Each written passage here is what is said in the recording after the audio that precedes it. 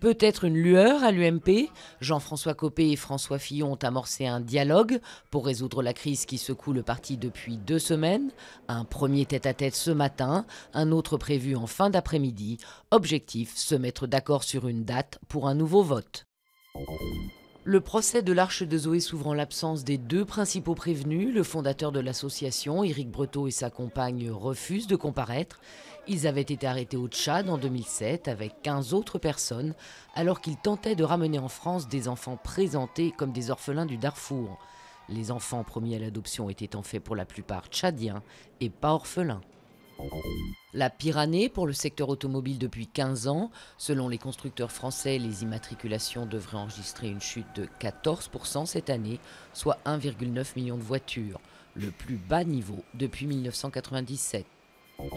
L'armée congolaise est arrivée à Goma 2 jours après le départ des rebelles du M23. Des soldats ont pris position dans cette ville clé de l'est du pays. Les militaires sont censés sécuriser les lieux.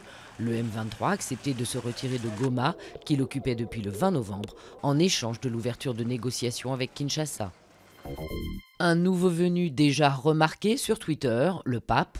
Pour transmettre son message, Benoît XVI se lance sur les réseaux sociaux. Son premier tweet sera posté le 12 décembre.